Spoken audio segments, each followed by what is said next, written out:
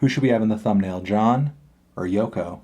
John or Yoko in the thumbnail? Hi, everyone. Anthony Fantano here, internet's busiest music nerd, and we are going to do a bit of a vinyl update because I have some new additions to the collection, or just some records that have come in. They're piling up a bit. I want to talk about them before I forget to, so let's go ahead and chill for a moment and do that. Again, got a nice stack here. Let's go over them. Some good stuff to talk about. Starting with a very interesting collaboration and crossover that came with some very surprising packaging. Of course, it is the new record from Chatpile and Hayden Pedigo, In the Earth Again. And I got a few copies of this, and it came like in this silver vacuum sealed bag with a picture of Hayden and the band on the other side. And this is really good. For all of you who don't really know, for those of you who are uninitiated, you're not record aficionados, one of the worst things about vinyl is that over time it goes stale. Your vinyl can actually go stale. The music can go stale if it's exposed to too much moisture. And what this does here is it basically vacuum seals the music, protects it from any kind of air or wear by putting it in a bag. It also makes it more difficult for you to access it. So you're not doing anything too crazy with it.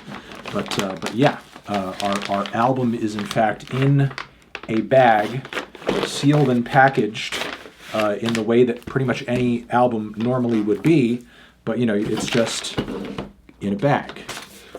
Here you go, the actual album right here, coming with a really cool poster and insert. Is that in front of the American flag? Okay, it's a very interesting artistic choice. I see. Okay, wow, it's quite apocalyptic. That's an apocalyptic mural of sorts, I will say. So big I can't even really put the whole thing on here. I'm not going to get demonetized for this, am I? I don't think so. No, I don't think so.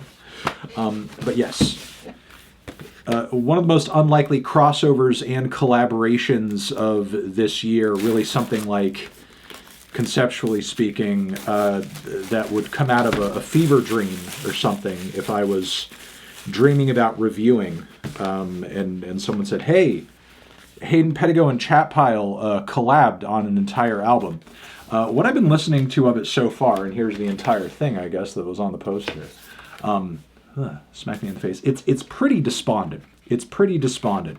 It's not nearly as dreamy or ambient or shimmering or, I guess, pretty on the ears as Hayden's music usually is just on his own, nor is it as heavy and aggressive and hard-hitting as Chatpile's music is on its own. It's very kind of like a very light, moody, and despondent middle ground for the both of them. So there you go. Basic black pressing over here, but it's a nice chunky thickness, which is cool. But yeah, shout out to Chatpile and Hayden. I need to. It really does seem like kind of like a mood project. I have to go to it when I'm in the right mindset for it. I have found thus far. But In the Earth Again, new one from Hayden and Chatpile. That wasn't in there in the first place. Out now for your listening pleasure. All right, moving on. Also out now for your listening pleasure, but a record that has been out for a while. It is Weather Report's Heavy Weather. This is for the jazz fusion heads, for the Jaco Pastorius heads, that sort of thing. May not be their best record, but a very solid one all around. Great keys and bass playing and rhythm section per usual. Saw this in the record store used for pretty cheap because, truth be told, a lot of jazz fusion records and Weather Report records are not in high demand anyway. So I figured, you know what, why the heck not? It's in great condition. I'm not paying an arm and a leg for it. Might as well do it. I know this is not everybody's flavor or favorite era of jazz, but personally it is one of mine. Love these, you know, cool fusions of jazz and rock and funk and so on and so forth that, you know, the fusion era has provided us, even if they have not panned out to be, you know, super hot, super duper hot at the moment. Come on, get back in there. Oh, this next one's an interesting one. Shout out to friends of the channel. We have Russ and Emily over here. Emily Hopkins. Yes, Harp Girl. Her and Russ have come through with a few vinyl releases recently. I have not listened to the other one in full yet. I have listened to this one, though. And, yeah, it's like a lot of ambient, very effect-heavy soundscapes with, of course, you know, the harp. Sometimes the digital effects do, I think, alter maybe the organic kind of timbres of the harp a bit too much for my ears. If Emily and Russ want to take up beef with me on that in a video response, that is on them. That is their choice. But the tracks where the harp does have a more organic, I would say, sort of timbre to it, sound beautiful. Emily's harp playing, as many of you know and should know, is fantastic and sounds really good on this record. And yes, this Stone project is an interesting one for sure. And I love the really sort of like dense, interesting contextual, you know, inserts and everything going on here. I really appreciate Em and Russ for sending this my way because it seems like a lot of labor and artistic effort and focus went into the concept and background of this project, and it's just cool to see two creators who I respect heavily putting out some cool stuff. Like the packaging as well, like that milky, sort of, you know, opaque-ish kind of presentation on the record, and it's a cool package all around. From what I, you know, have been told by them, these two vinyl releases, the other one is not featured in this video, have not seen, you know, sort of like the widest of releases or the music on these records. But you know, if you're a fan of them and what they do, and you can get your hands on a copy of their work, I recommend it because they're doing cool stuff out there. So thank you, Em, and thank you, Russ, for providing me with this. You guys have seen me with this recently in an interview that I did with none other than Ninajirachi. I Love My Computer. It's out now. One of the best electronic and EDM records of the year, without question. Very fun dance cuts with a lot of reflections on our very device-oriented society, with some hints of nostalgia here and there as well. Again, very interesting front cover. Kind of difficult to kind of like make out entirely in this context, but it is just such an overwhelming, dense image. And we do see the sort of other version of that image on the back side. Really cool gatefold with Nina and the, you know, sort of like the power line tower with the laptop too. Liking this card, loving this, and my computer, of course. All of the, you know, different song titles pictured in what looks like different CAPTCHA images, which is really funny.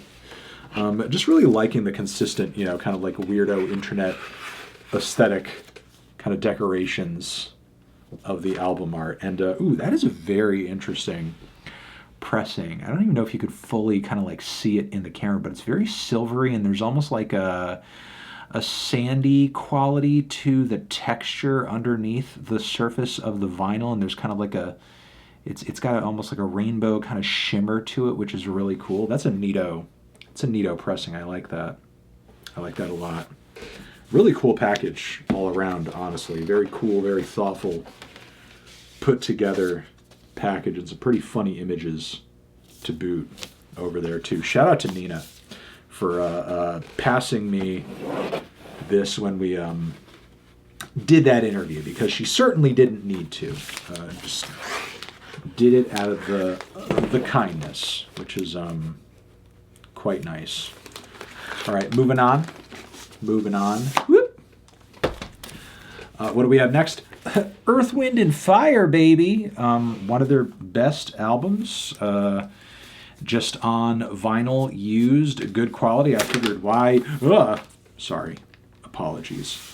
I figured why the heck not? That's the way of the world. Here it is. If you're looking for a nice solid blend of soul and funk and disco, look no further than this album. Some fantastic hits, like what is it? Rising Star. Shining Star. Sorry, my brain's not working right now. Fantastic hits on here like this. A few of the songs on the back end get a little weird, but again, one of the best combinations of disco and funk and soul that you're going to get in the mid-'70s. Fantastically recorded horns. You sound like you feel like you're sitting right there next to the band when those horns are blaring. And, look, there's a lot of catchy disco and soul records out there, but there are a few out there that, it sounds like the band is like really playing their asses off, you know what I mean? And that's what a lot of the best songs on this record sound like. It sounds like they were playing their asses off. Wild album cover, too. Didn't throw the record in the gatefold there. Help him! What's going on? Save him, he's falling over. Ah! And the rest of the band doesn't even care. What is happening? No, I'm kidding. Anyway, and then, so we're having fun. We're having a great time. We're serious. We're so no smiles. We're so goddamn serious. We're jolly. We're merry. We're having a good... Anyway, great album.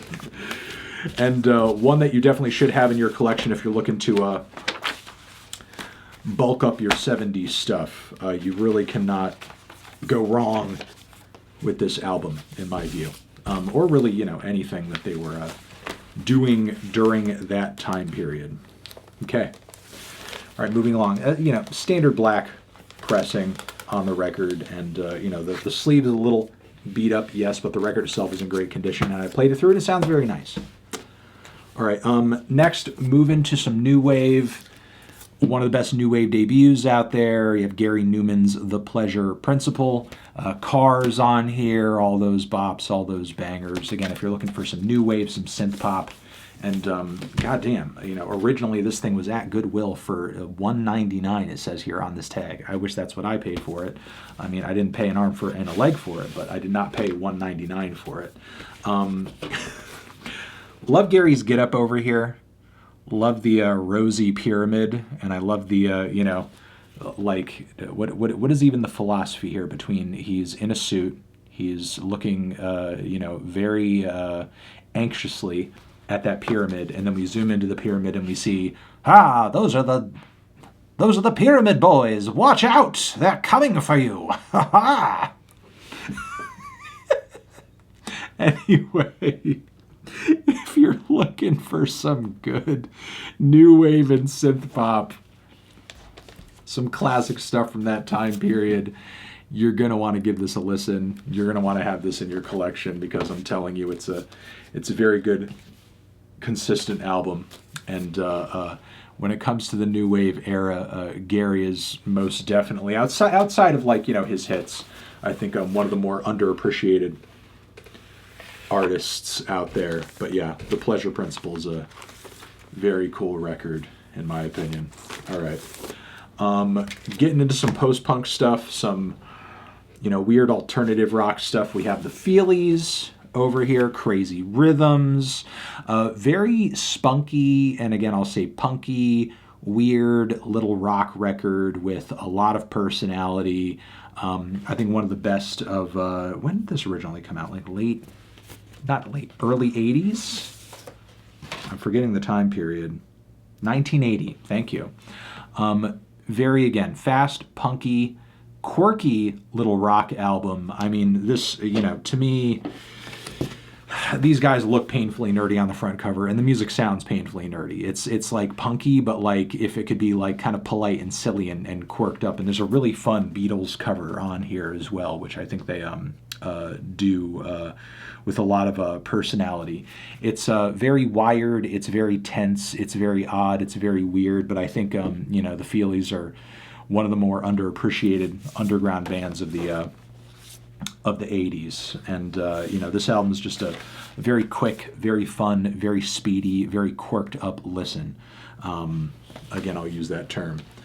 This is sort of just a test pressing that got passed to me from Maruja, Pain to Power. I've already reviewed this on the main channel. Enjoy it quite a bit. It's a great album, one of the best and most exciting experimental rock records you're going to hear this year. Jazz influences, post-rock influences, a lot of great lyricism, very thoughtful, impactful messaging throughout the record as well, and nothing too crazy or insane in terms of presentation, as it is just like, kind of like a test pressing, but still cool, still a very neato thing to have regardless. But yeah, not often that I'm sort of getting a test pressing of every single thing that I review and listen to, and in this particular instance, it's just neat to have, given how great the album is. But I don't know, for anybody, I guess, who was curious, what's a test pressing look like? Well, they don't all look like these, but sometimes they do. All right. Let me see. What else do I want to shout out over here? I got a couple more things. Maybe not this right now, but shout out to Anamanaguchi, whose new record, which is this one, is out now on polyvinyl. And Anyway is the title. And the band really kind of switched things up this time around, heading in more of kind of a indie rock, alternative rock, grunge direction with their sound on this one, dropping some of the synths and some of the chiptune influences, favoring, I would say, more slacker style songwriting as well on a lot of these tracks. And apparently they did this thing over at the American Football House. Oddly, not a lot of Midwestern emo influence on it, despite it kind of happening in the American Football House. But either way, still a solid album from them all around. Have reviewed it and talked about it. Have not popped it open yet personally to look at the album itself. But apparently black and red vinyl. Okay. Black in red vinyl. What is black in red vinyl? Black in red vinyl. Oh, wow. Okay, well, there you go. Just as promised. The black is in the red. What do you want? You want red vinyl? Yes. And you want black in it? Yes. How much black? Yes. Well, there you go. That is Anamanaguchi's Red in Black vinyl on Polyvinyl Records with their new Anyway album, which, again, if you're looking for kind of like a fuzzy, lo-fi-ish at points indie rock sound from a new album, from a band that truly has veteran status at this point, give this one a listen. It's a very solid record all around. Cute image with the gas tank on the amp over there. And again, they honest to God, from what I understand, recorded this in the American Football House, which is pretty cool. All right, there you go. All right, want to just shout out a couple more real quick. Nourished by Time. I actually ordered this, but have not popped it open yet. I've actually been just kind of like streaming it as I've been listening to it. I haven't played it on the vinyl yet. The Passionate Ones, really, really cool album. One of my favorite albums of the year. Really cool pop, hypnagogic pop, R&B blend, maybe a touch of neo soul too. It's some really cool stuff. It kind of sounds like some very odd like 90s demos and stuff like that coming to light for the first time ever. And some of the instrumentation and singing is very odd, but the songs, like, are smashes. They're like secret weirdo smashes. Really can't get enough of this album. Some of my favorite tunes of the year are on this thing. It's like a map of the album. It actually kind of is. Like, you're seeing like all the dots mapped out from track to track, which is pretty cool. Very aesthetic packaging. Simple but aesthetic, and looks like a kind of straightforward black pressing, which is totally fair, totally cool. But yeah, really enjoying this one. Just thought it would be a cool one to have. Wanted to further support, given that it has been sort of getting a lot of replay from me this year. And, again, if you're looking for a left field R&B release, this is definitely something that you're going to want to dig into. Okay, a couple more, and they're big ones. We have the 25th anniversary edition of Slipknot's debut album, presented in a 2 LP fashion with the original album, plus rare unreleased demos and alternate mixes on vinyl, which, not for nothing, I was loving the hell out of this record in high school. I was playing the hell out of this record in high school. I had my CD Walkman, and I was jamming the hell out of this album on my Walkman multiple times a week. Loving this record. It's just a really cool combination of nu metal, alternative metal, some death metal riffs here and there. I mean, obviously there's way more aggressive and extreme metal albums that came out during this time period, but that was not something I was plugged into in my first couple of years of high school. I got older and then got into more extreme stuff, Cannibal Corpse and the like, but Slipknot was not a bad place to start for a young lad. And there's so many bangers on here: Eyeless, Wait and Bleed, Spit It Out, blah, blah, blah, blah, blah, blah. I think this Iowa Korn's first album, I think these are some of the best aged, like nu metal records of that time period. This one definitely has withstood the test of time, even if there are some vocal and rap ideas and guitar passages that feel like a little dated at this point. I still feel like a lot of this album is still pretty fun, still pretty visceral, still pretty enjoyable and listenable. Ooh, yeah, man, Slipknot back in the day, they were looking so cool with the suits and all the masks and so many members. Oh my God. Very cool. And there you go. That's the original album cover. That's how the album was looking when I originally got it, right there on the record sleeve. And that was how the back of it looked with the Ouija board. Very nice. Very cool. Bringing back big, fat, nostalgic memories, and I will be intrigued to dig into this and listen to some of these demos. Let me look at this and just see how much we're looking at here. We're looking at demos, alternate mixes. 13 in total of Wait and Bleed, Snap, Interloper, Despise, Only One, Me Inside, Prosthetics, and different mixes for Surfacing, Only One, No Life, Sick, Purity, Eeyore, and I know some of this stuff is like not brand new, but like it's cool to have it all kind of packaged together in one sort of like celebratory reissue there. So awesome, very cool. 25 years, baby. 25 years. It's nothing to sneeze at. All right. Last thing I want to shout out is this big old box over here, which is really wow. It looks somehow even like when I look at this, like the transition from John to Yoko doesn't even look as crisp in person as it does on camera, which is not any shade or anything like that. I'm just saying like on camera it looks even like more of a crisp transition than it does like in front of me, which is pretty cool. Well, anyway, this is a neat little box that was mixed by and passed to me by Sean Ono Lennon himself. And it's a live performance of John and Yoko and the Plastic Ono Band with Elephant's Memory and special guests live at the One-to-One concert in New York City, 1972, which I guess was this charity performance that they had done back in the day. And it was like sort of a matinee thing where they did a daytime performance and they did an evening performance. And you have both of those performances here on vinyl. The set lists are slightly different, especially toward the end. But for the most part, like, it's the same set list 2 times on 2 LPs.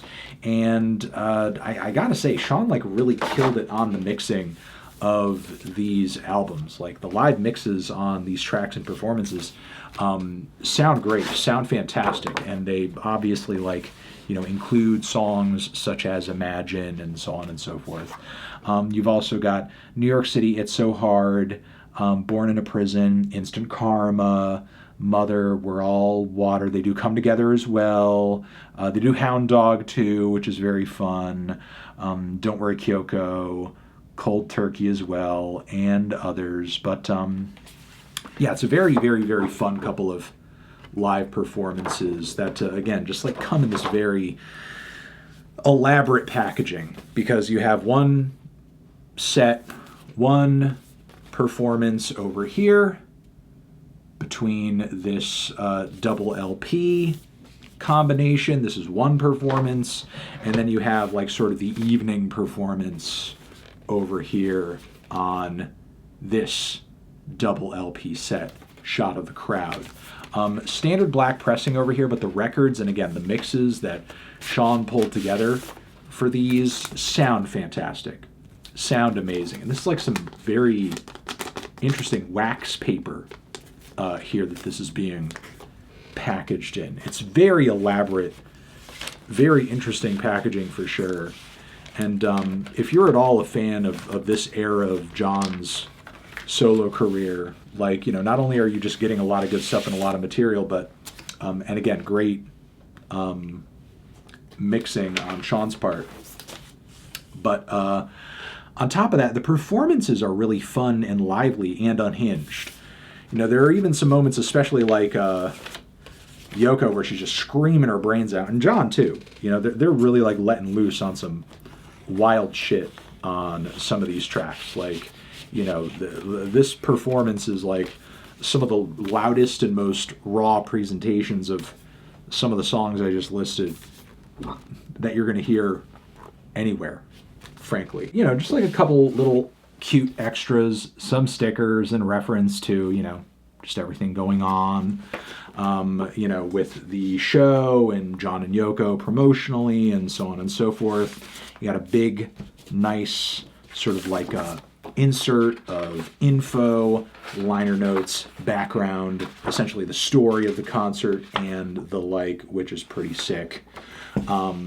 Big poster, big fat poster, printed on, you know, feels almost like some very vintage type paper, which is pretty cool. And this cute, weird little like a ticket bag, which is kind of cool.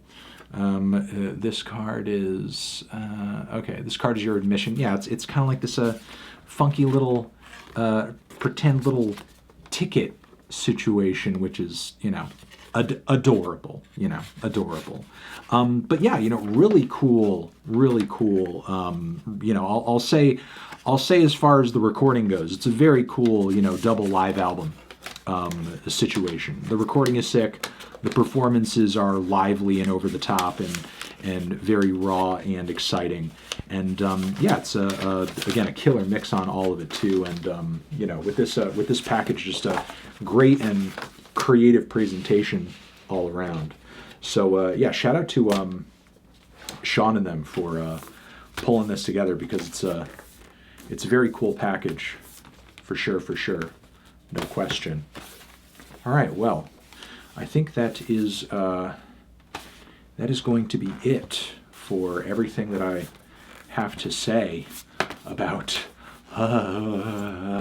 There we go. That's what I wanted to do. For everything that I have to say about this, this has been a fun and cool and fulfilling, in my opinion, vinyl update, if I say so myself. I hope that you guys had fun and vibed and everything that I talked about. It's out now. It's out and about now. These are getting added to the collection. And I'll see you guys in the next one. Over here, next to my head, another video you could check out. And that is pretty much it for now. Anthony Fantano, vinyl update, forever.